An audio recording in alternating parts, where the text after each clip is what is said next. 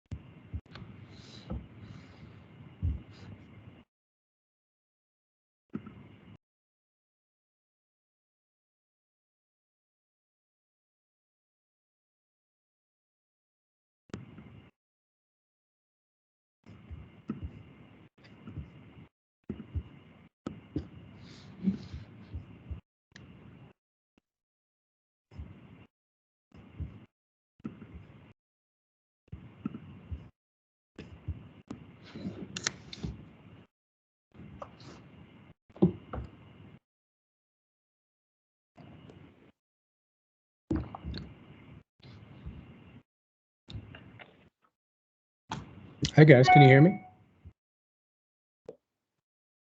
I can hear you. Hi. Hi. Well, I did it, but it asked.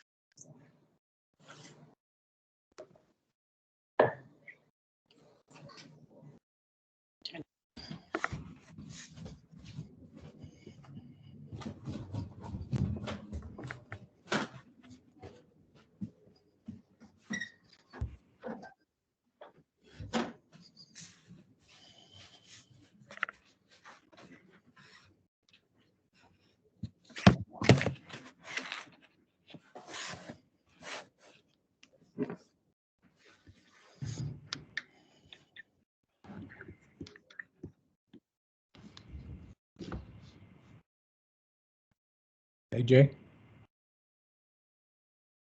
What's up? Hello.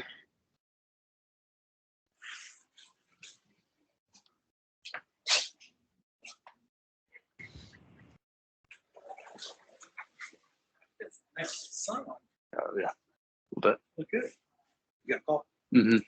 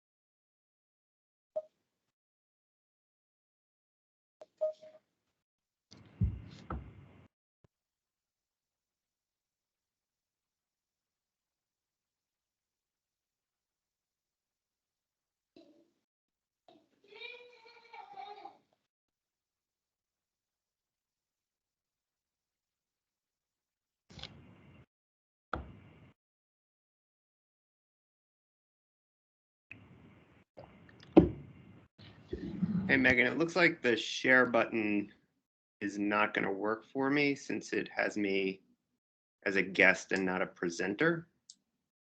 Is there a way to change that, or you just want to do it for me? Yes, I will. Let me see if there's a setting by your name I can try. Okay.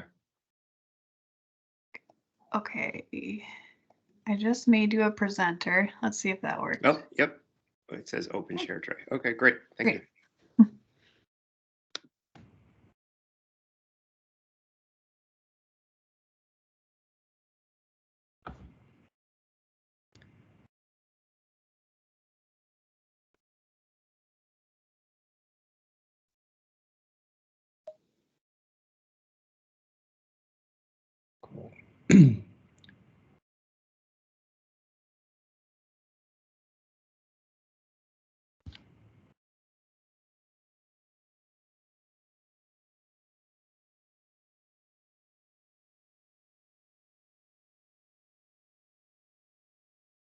Should we get started while Jay pulls that presentation up?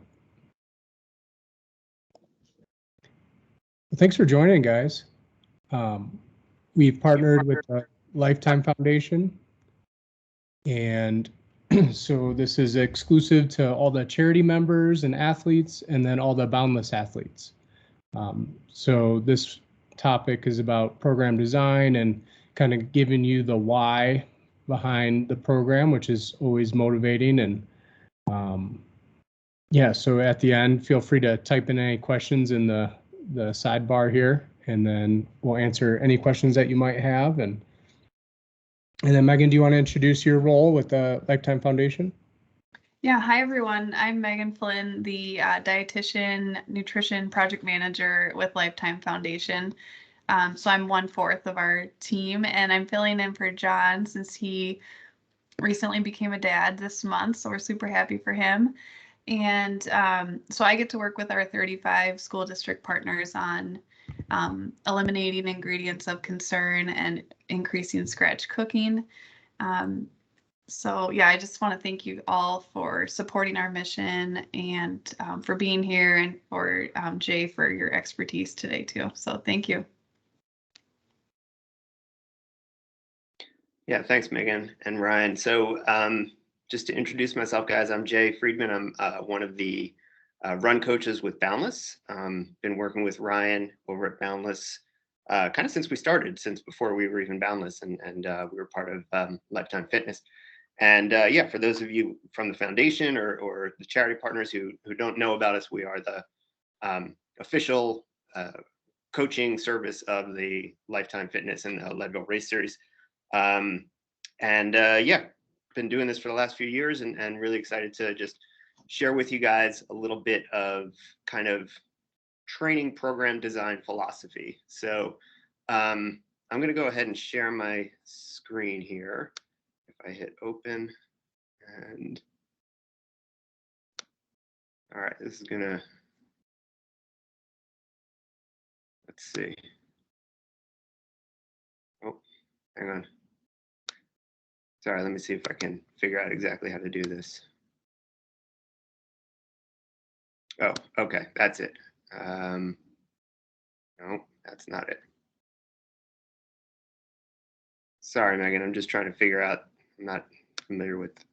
Oh yeah, sorry. That you should see screens and windows. Oops, that's not right. So if you want to share your entire screen, select the top, or if you just want to select the PowerPoint file, you'll see it under Windows. Under which? I'm sorry. Under Windows, I think it's the lower half of the options.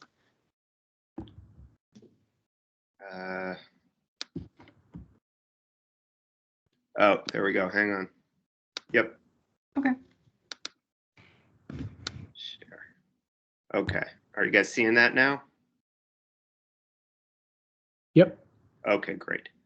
Okay, so yeah, so the idea from for this talk is I want to talk about basically, right, what are the kind of general principles that should guide how you develop a training plan. And you know, for the folks who are on this call, I'm sure there are a lot of Boundless clients on here, and you know, these are some principles that I use as a coach, and I know Ryan uses a lot of these. I'm sure most of the other coaches use some, if not all, of these principles in designing your plans. But you know, it's good to kind of understand the basis behind a lot of what we do, and it does, I think, help with, like, if you have the understanding of what the workouts are for and how we structure the plan, it does help, I think, to you know, kind of follow what's going on. And for those of you who are not Boundless clients, or who aren't working with a coach, or maybe you're you know, somewhat experienced at training in the past, but you're stepping up to a new distance, or a new type of event, and you're kind of wondering how do you go about preparing for this sort of thing.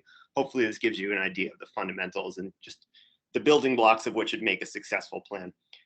I'm not going to get too into like the specific elements of program design, because that could be hours and hours, and really I only have about 15 or 20 minutes, and we'll take some questions at the end. So we're not going to really talk a lot about, like, you know, specific workouts or how much of each type of training you should be doing. Again, this is more of just an overview. How do we conceptualize the idea of putting a plan together, especially if, you know, like I said, this is a new type of event, or a new type of distance, or something like that. What are the things that we need to make sure that we include? How do we go about just conceptualizing the idea of training as a whole? And as I said, if you come up with questions, if anything, I'm not going to be able to see what you guys are, you know, raising your hands or anything as I'm sharing my screen. But if you want to just put questions in the chat, Ryan will grab those, and we can do question and answer at the end. So yeah, I'm a run coach. I don't really work with cyclists or triathletes, with few exceptions, and I certainly don't try to coach cyclists and triathletes on that sort of thing. So my experience is as a runner and as a run coach, and therefore what I'm going to be talking about is, while broadly applicable, I think, in terms of training to any number of endurance sports, it's mostly run specific. And if there are points at which, you know, the cycling stuff may be a little bit different, and I know a lot of the foundation athletes and some of the Boundless athletes are training for some of the gravel races and some of the other cool events within the Leadville race series and the Lifetime series. You know, we'll try, and Ryan's got a lot more experience with that, and we'll try and point out things that maybe we would do differently, or don't necessarily apply to cycling, or that sort of thing. And again, if you have questions, just put them in the chat, and we'll come up with that. All right, so building a training plan. So yeah, the good news is there's no single one way that you have to build a training plan. You know, there are many different ways to skin a cat, as they say. And generally, if you're systematic, I feel the same way about training as I feel about nutrition. It doesn't necessarily matter the specifics of what you're doing, so much as being systematic, being thoughtful about it, having a plan, having an idea, paying attention to it, modifying as you go, and that sort of thing. And many different approaches can get you there. Now, the bad news is there's no single correct way to build a training plan. So, you know, if you don't put at least a little bit of thought into it, and you know, ground your plan or your ideas in at least basic science, you can you know, run the risk of doing things, you know, maybe a little bit the wrong way. Good for us coaches in that there's no single correct way, because otherwise we'd be out of a job. But you know, bad in that, you know, we want to, again, not bad, but we want to make sure that we're applying the right principles to this. Okay. So what are the concepts behind a well-rounded training plan? Well, so a well-rounded plan should be individualized, it should be consistent, it should be varied, and it should be periodized. And I'm going to go into each of these a little bit. Let me just check the time here so I make sure I don't go too long on any of these things. Okay, so we're already running a little bit behind, and I don't want to take more than 30 minutes of you guys' time. I know it's middle of the day on a work day. So we'll spend a few minutes on each of these, and then we'll take some questions. So what do we mean when we talk about all these things? All right, a plan to be individualized. What does that mean? I mean, this is fairly self-explanatory, but each of us have our own individual needs, our own individual goals, and our own individual histories. And because of that, a training plan should not be cut and paste, one size fits all. It really needs to be individualized to you. I'm sure most people on here probably know who this guy is. This is Anton Krupicka, the patron saint of the Leadville Trail 100. I put this picture on here to drive home the point that you can find out a lot of information about what Anton's doing. Back in the days when he became very popular, probably about 15 years ago,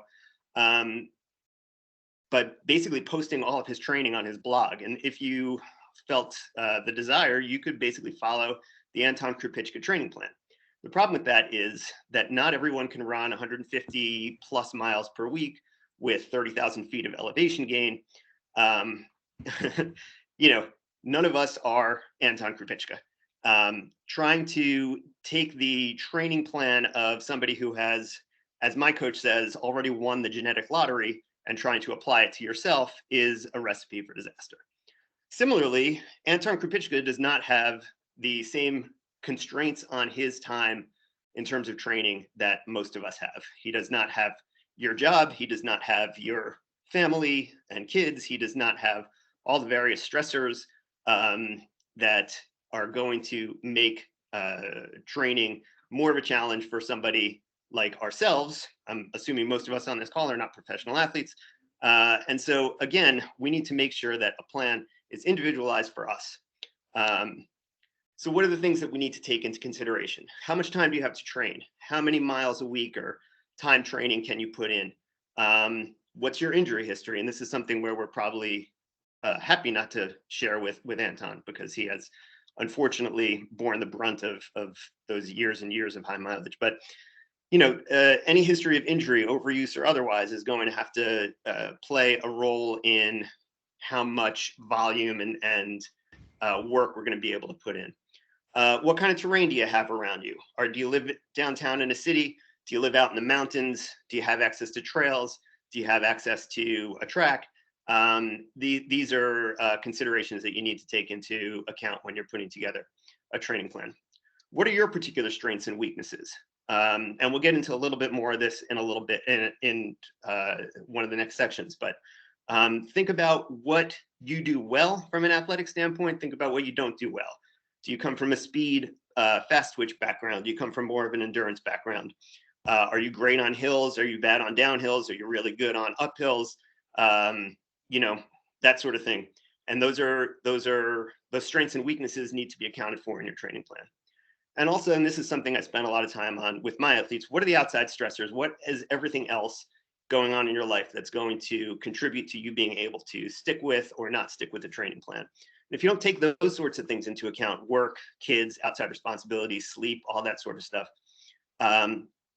it's easy to overreach when you're setting up a plan. And it's easy to, it's very easy for us to write a plan on paper that sounds idealized. But unless we're taking all of these kind of stressors and outside responsibilities into account, we don't have a chance of sticking with that plan. And it can be very discouraging to have a plan on paper that you're consistently not being able to keep up with. That's a sure recipe for basically mental burnout and just kind of giving up on the whole idea. So be honest with yourself when you're developing your plan about all of these things. How much time do you have? What are the other things that are going to, possibly impede your completion of a plan? How do we account for those? What's a realistic goal? And that's the sort, again, there are plenty of training plans out there. You can find training plans for distances from 5K up to 100 miles. But again, none of those training plans can account for all of these different individual components. And that's why it bears looking at these things, being honest about these things, and adapting a plan to fit your particular lifestyle. Okay. Consistent. Training plan needs to be consistent. So adaptations occur over time. This is not going to be a surprise to anyone who's got any sort of history in the endurance space, but this is not an overnight kind of process, right? These sort of things take a long time. And the way that we're going to get the most out of our training is by consistency. I tell my athletes all the time, one workout here and there, one specific workout, one specific week of training is no workout in any capacity is going to be as important as the idea of just getting out and being consistent about training on a daily, weekly, and monthly basis. You know, we're all going to miss workouts. We're all going to miss runs or rides from time to time. The trick is to kind of have a short memory, move on, you know, from any sort of missed workout or any sort of drops in your training plan, and don't allow 1 or 2 missed days to snowball into a week missed, or you know, running missing days every other day for a couple of weeks. Because again, without that consistency, A, we're running a higher risk of injury, and B, we're just not going to get the same adaptations that we need. And along with consistency, you can't neglect rest and recovery. And this is another thing I harp on with my athletes all the time. You're not going to be able to be consistent unless you're giving your body time to recover. And the adaptations that we're talking about occur during periods of recovery. Sorry? Catch up with y'all later. Sorry. Oh, sorry. I thought somebody had a question. Give me directions so I can look at it at some point. Okay. Sorry, somebody seems not to be on mute there. Sorry about that. So, right, I tend to have my athletes take generally at least 1 day off per week, sometimes more. There are periods of time where we won't do that, but for the most part, I'd rather have people a little bit undertrained than overtrained. Overtraining leads to burnout and injury. Undertraining, you know, if you're 5% undertrained and you come into a race, you know, healthy and ready to go, that's way better than being 5% overtrained to me. And without being, you know, rested and recovered in between hard workouts, we're never going to be able to get the benefit out of them that we need. We're not going to get the adaptations that we want. And we're not going to be able to be consistent, as we talked about, over days, weeks, months. And really, you know, any of the elements that we talk about when we're putting together a training plan, again, are going to take a backseat to the idea of just being consistent over time. And the consistent application of moderate stress, you know, mileage or time on the bike or whatever it is, interspersed with varied workouts is really, that's the whole trick. Consistency rules above all. All right. Okay. Good training plan should be varied. Okay. What does that mean? Well, so I think the trap that a lot of people fall into is over time kind of losing variation in their training. And this especially occurs with older athletes or with folks who don't necessarily have a background of, you know, high school or collegiate athletics, where you kind of get this kind of I don't know what the word I'm looking for is, but you have this this process by which you start running different workouts of different intensities, and that becomes very natural. And without that, it's very easy to get into a situation where your daily workout or your daily run, your daily ride all start to look the same in terms of route or pace or intensity or heart rate or any of those things. The problem with that is that the human body is very, very good at adapting to stress. And that's what training is. Training is basically placing the body under some degree of moderate stress and allowing the systems to adapt, the cardiovascular system, the neuromuscular system, all of those things. And so when we stress the body adapts, and that's how we build fitness. That's how we get ready for an event or for a bigger stress. The problem, you know, that's great. The problem is, as I said, the body is very, very good at that. So unless we are going to vary up the stresses that we're presenting to the body, once we've gotten the initial adaptations, further stresses in kind of within that same zone are going to have diminishing returns. So if you're running all of your runs at the same pace, the same intensity, your body's going to get very, very good at running at that pace or that intensity. But further training at that same intensity doesn't always produce the same response. And you start to plateau, and in some cases, you'll start to decline. So by varying the stresses that we have, you're kind of stimulating the body to continually adapt. And so that's why it's important that we vary the paces and intensities of our training. So this gets into the idea of hard runs and easy runs. And again, I'm using runs as just a proxy for workouts. You could apply the same concept to cycling, although I'm going to kind of lean on Ryan a little bit here because I'm not sure exactly how cycling intensities break down as much as I am with running. But the general principle that I want to kind of beat into your heads today is that the vast majority of people do their easy runs too hard and their hard runs too easy. Okay. And that's what I mean and so if you think about that, if you think about your easy runs and your hard runs kind of all kind of collapsing into this one intermediate zone, that's the loss of variation that I'm talking about. And that has a lot of different negative consequences. Number one, loss of variation, loss of continued adaptation, and it just leads to plateau in terms of performance. Number two is when your easy runs are too hard, you're not recovering enough in between your hard workouts to get the most out of them. And that's what I mean. Your hard runs become too easy. So if and I don't always like using pace, but I'm going to use pace just as just an example in this case. If my easy run pace physiologically, let's say, should be 9 minutes per mile, and instead I'm doing, and I want a hard workout pace, like a VO2 max type workout, to be run at 6:30 per mile or something. So if I go out and I do my daily easy runs at a significantly faster pace than that 9 minute pace, if instead I'm doing it at 8 minute per mile pace, well, then over time, I'm going to have this accumulated fatigue. My body's never really going to recover from this constant low level stress of being a little bit too hard for what I should be doing. And so what that means, it's going to be harder and harder for me to get to the 6 minute or 6:30 pace that I need to do on my hard days or whatever it is. And so now my hard days maybe will be 6:45 or 7 minute pace or 7:15 pace. And so now not only am I not recovering from my easy runs, I'm also not getting the same benefit out of the hard workouts that I want to develop the adaptations that we're looking for. So we kind of get into this idea that, you know, more is better in terms of mileage and in terms of intensity. If I can run 10 miles at 9 minute pace, if I do 10 miles at 8:30 pace, that's better, right? I'm going faster. It's more of a stress. It's more of a training stimulus. I should get better. It's not always the case, as I'm trying to kind of get across here, which is not to say that you can't vary the pace a little bit on your easy days. If you feel good, go a little bit faster. If you feel tired, go a little bit slower. But the idea is that you should always be listening to your body and always keeping your easy runs easy. And that's going to allow for those adaptations and also allow for the hard workouts to give us the kind of stimulus that we need. Most training plans will break this down into kind of 80%, 20% or 90%, 10% in terms of your easy volume and your hard volume. And that can be in either miles or time on feet or whatever it is.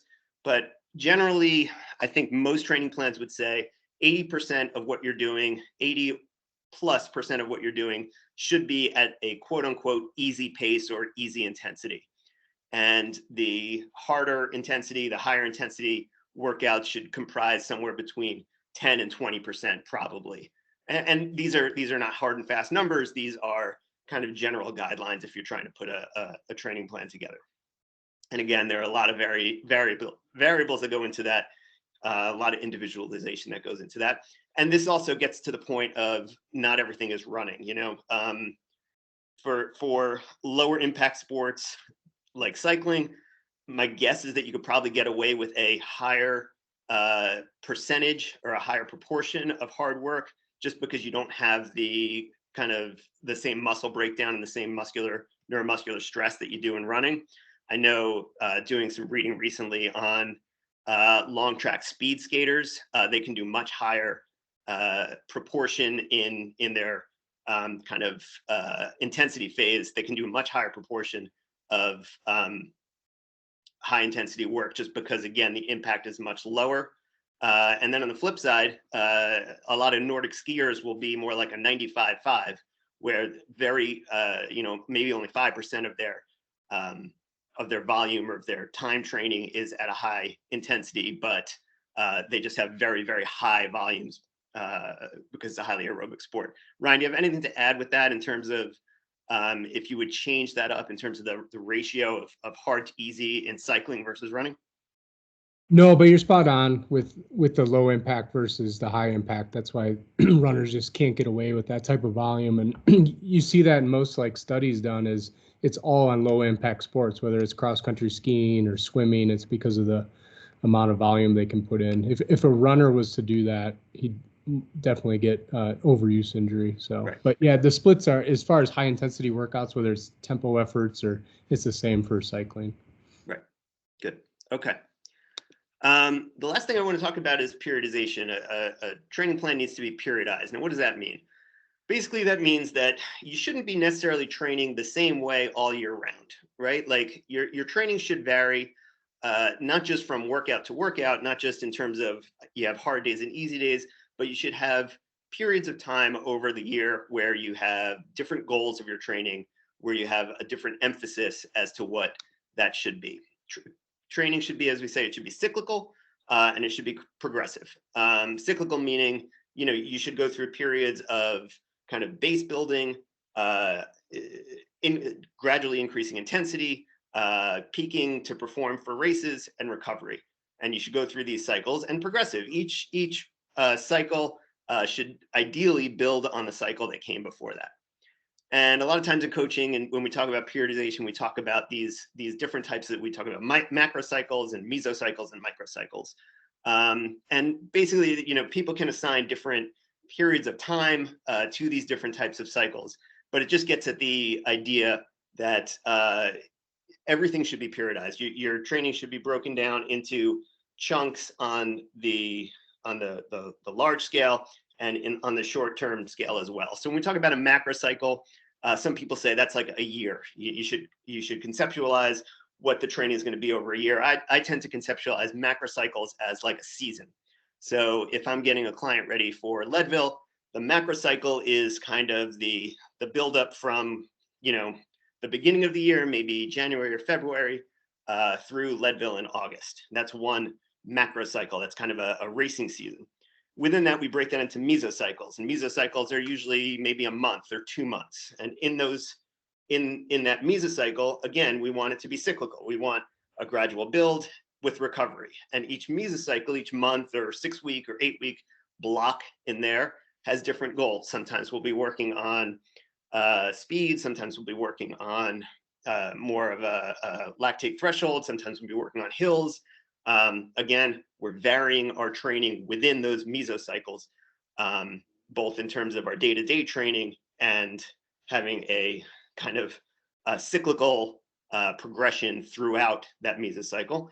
Breaking that mesocycle further down into microcycles, which most people say is like a week. And again, we're varying throughout the week in our day-to-day training, and we're varying the way that the microcycles progress. Each week builds on the week before.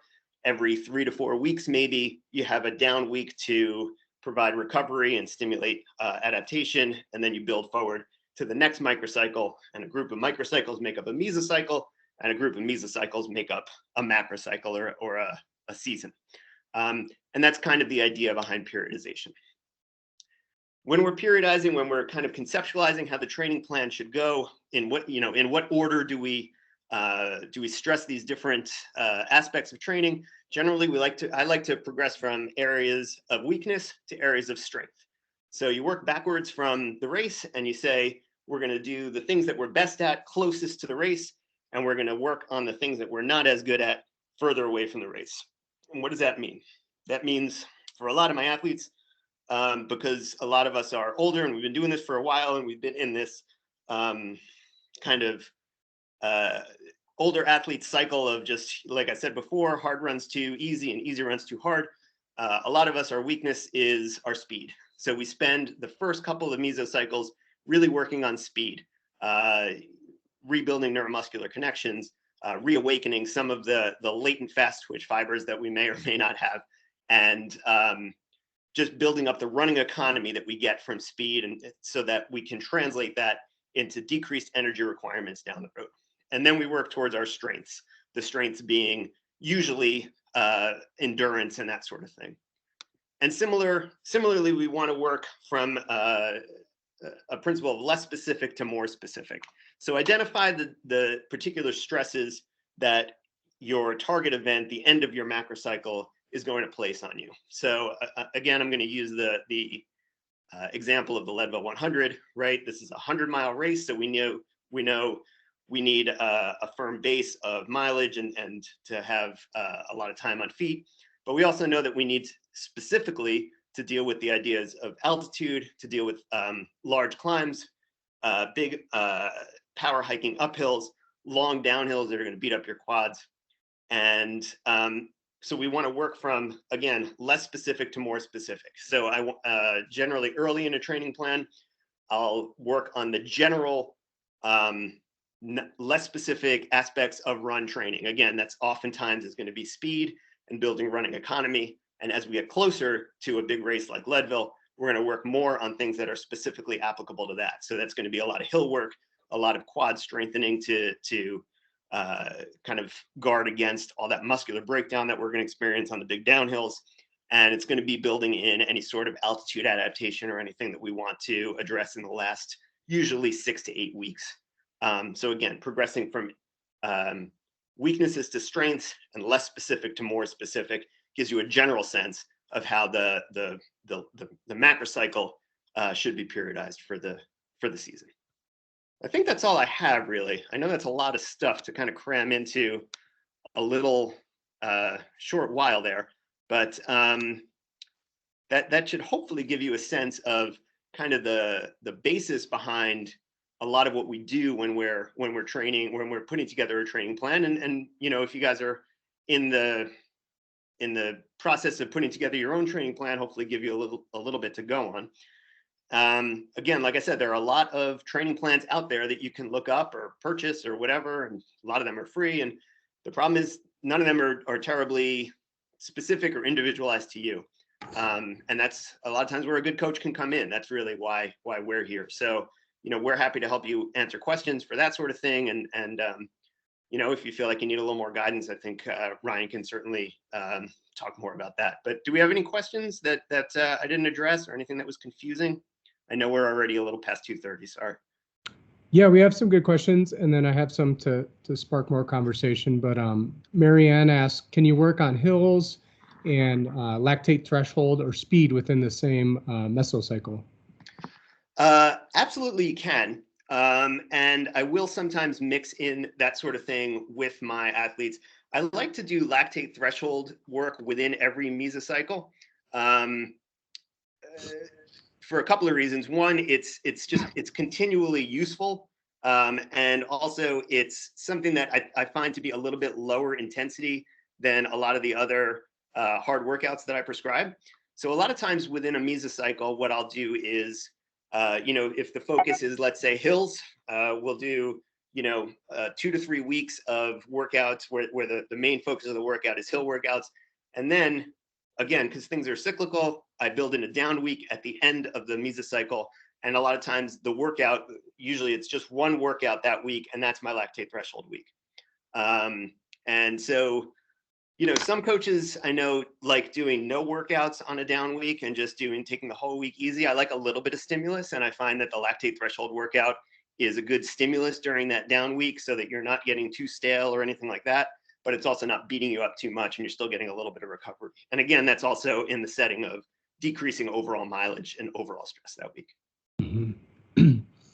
And then a piggyback on that question, is it beneficial to work on speed on easy terrain like the treadmill or road?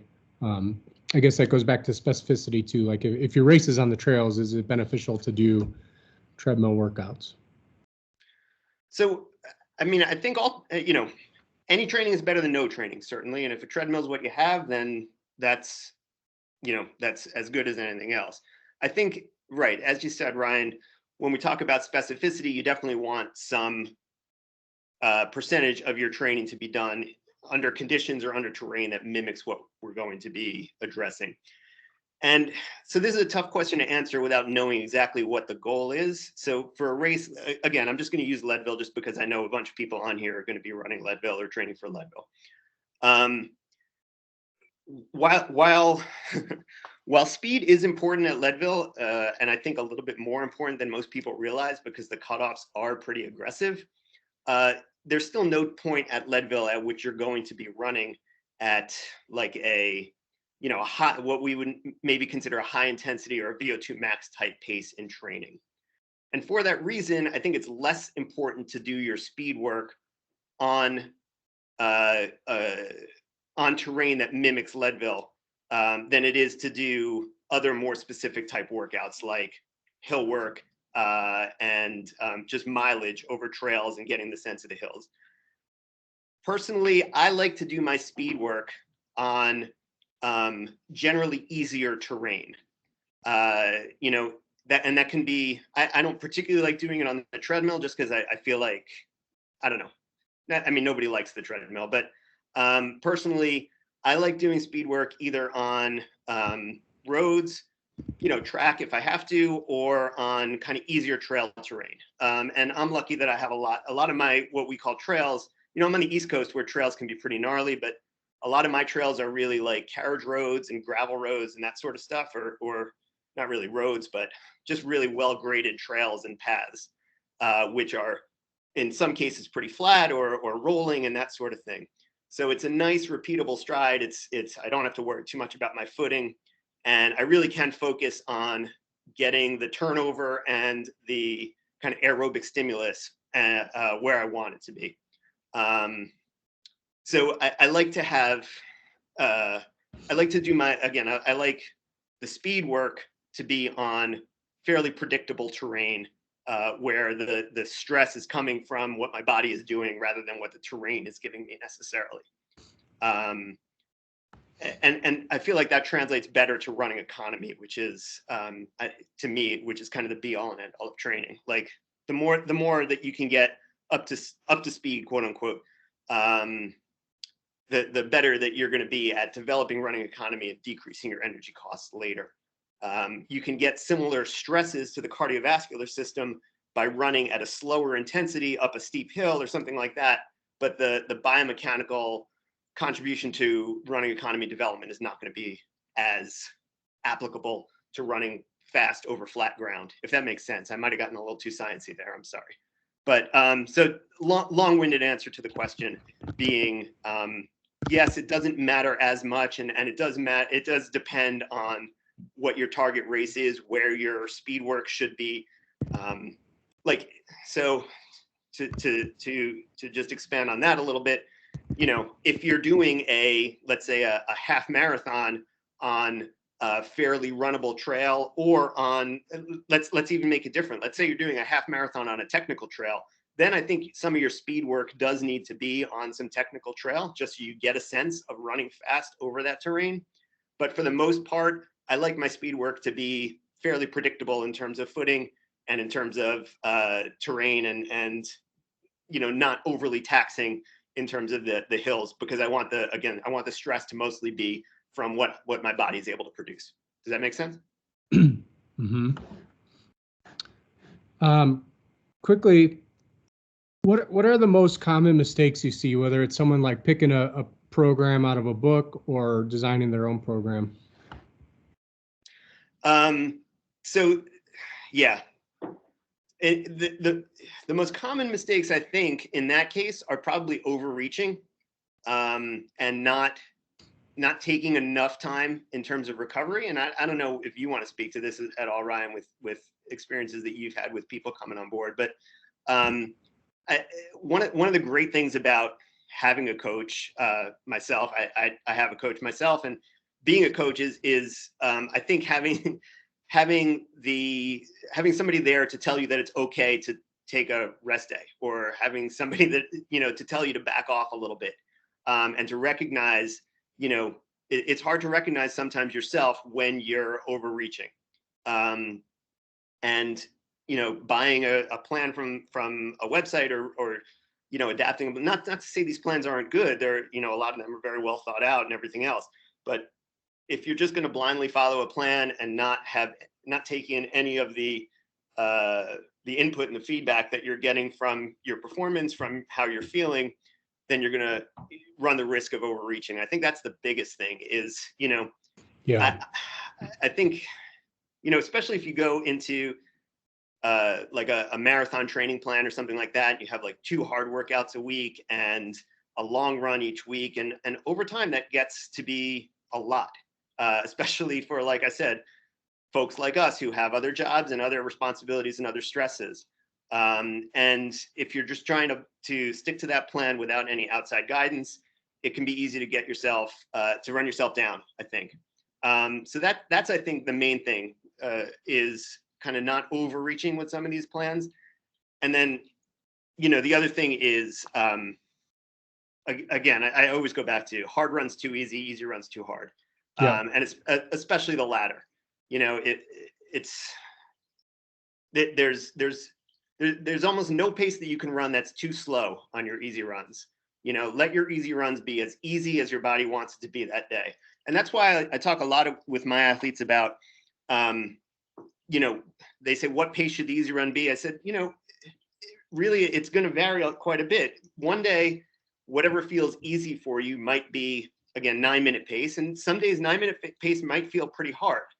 And if you have this in your mind that my easy pace is 9-minute pace, and you go out and you try and sticking to a 9-minute pace, even on a day when your body doesn't want to give you that kind of effort, then you're not doing yourself any favors. And you're actually running that run too hard, even though, your watch is telling you that it should be, that you should be running easy. And then people get frustrated. They say, why don't my easy runs feel easy? Well, because you're not allowing yourself the self-forgiveness to have that day be an easy day. Right. So that's really, to me, that's the number one thing. It's learning to run by feel and taking what your body gives you, whether it's a hard day or an easy day. Just being aware of, does this feel like I'm running easy? And that's why, again, I do a lot of I prescribe a lot of hard workouts do it at this intensity, at an intensity of 8 out of 10 on a 10-point scale, or at 1 hour race pace, or half marathon race pace. So it forces you to think, not so much, what is my watch saying, but is this, you're constantly kind of checking in with yourself, checking in with your body and saying, is this a pace I could maintain for an hour of all out running? And some days that's going to be faster than others, right? Some days that might be 6:30 pace, and some days that might be 7:30 pace. But it doesn't really matter what the pace is, as long as the intensity is there, as long as the effort is there relative to your perceived exertion. Because the same is going to happen on race day, right? We're all going to be there on 6th Street, and we don't know what our body's going to give us that day. And some days it's going to be good, and some days it's going to be bad. But we need to make sure that we're able to listen to our bodies and adjust our output based on how we feel, rather than what our watch and our GPS is telling us. That's great. Well, thanks so much, Jay. I feel like we could talk about this for hours. So yeah, for sure. I'm happy to answer questions if people have them. If you think of something that I didn't address, or you have a specific question, feel free to email me. And like I said, this stuff is, there's a lot that goes into this. And if you need guidance, Ryan and I and everyone else at Boundless are happy to provide. Be it for cycling, you don't want me, but we got plenty of great cycling coaches or running or whatever it is. That's why we're here. So the website is boundless10200.com. And you can find us all there. And then thanks, Megan, for hosting this, and glad to partner with you again. Yeah, you too. Thank you, everyone. And thank you, Jay, for all your time on this. My pleasure. Thanks, guys. Awesome. Thank you. Appreciate it. Thanks, guys. Good job, everybody. See you on the next one. Yeah, Yeah. thank you. Bye-bye. It all worked. Bye-bye.